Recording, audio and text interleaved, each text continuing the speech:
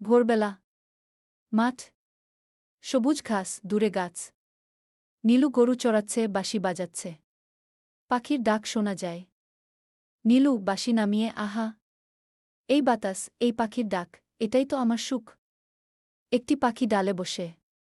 নীলু, ভয় নেই বন্ধু, যতদিন আমি আছি কেউ তোমাদের ক্ষতি করবে না। গ্রামের চৌমাথা। কাঠুরেরা কথা বলছে।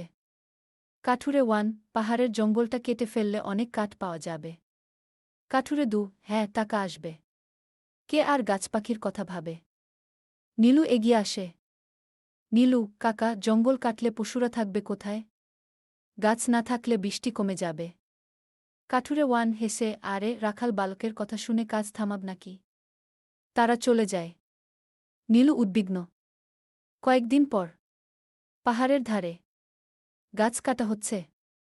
নীলু নিজে নিজে, প্রকৃতি কাঁদছে। আমরা শুনছি না। হঠাৎ বজ্রধ্বনি, কালো মেঘ, গ্রামবাসী চিৎকার, ঝড়, ঝড় আসছে। ঝড়ের রাত, বৃষ্টি, শব্দ, নদীর পানি বাড়ছে। গ্রামবাসী 1, পানি উঠছে। গ্রামবাসী 2, ঘর ভেসে যাবে। নীলু দৌড়ে আসে। নীলু, সবাই উঁচু জায়গায় যান। নদীর ধারে কেউ থাকবেন না। গ্রামপ্রধান আসে।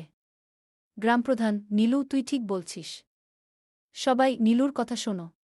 সবাই নিরাপদ জায়গায় সরে যায়। ঝড় থামে। পরদিন সকাল। ক্ষতিগ্রস্ত গ্রাম। গ্রামপ্রধান গম্ভীর, আজ বুঝলাম জঙ্গল কেটে আমরা নিজেরাই বিপদ ডেকে এনেছি। কাঠুরে 1, লজ্জিত, আমরা ভুল করেছি। নীলু, প্রকৃতি আমাদের শত্রু নয়। সে আমাদের বন্ধু। বন্ধুকে আঘাত করলে সে কষ্ট পায়। গ্রামবাসীরা মাথা নেড়ে সম্মতি জানায়। কয়েক মাস পর সবাই গাছ লাগাচ্ছে। পাখির ডাক শোনা যায়। গ্রামবাসী 1, দেখো, পাখিরা ফিরে এসেছে। গ্রামবাসী 2, নদীর পানি আবার পরিষ্কার। গ্রামপ্রধান, নীলু, তুই আমাদের চোখ খুলে দিয়েছিস। আজ থেকে তুই আমাদের প্রকৃতির বন্ধু। নীলু লাজুক হেসে, আমি একা নই। আমরা সবাই যদি প্রকৃতির পাশে থাকি, প্রকৃতিও আমাদের রক্ষা করবে। সন্ধ্যা। নীলু মাঠে বসে বাঁশি বাজাচ্ছে। আলো নরম। গাছ দুলছে, পাখি উড়ছে। নীলু ধীরে, প্রকৃতি বাঁচলে আমরাও বাঁচব। সুর বাজতে থাকে। আলো নিভে যায়।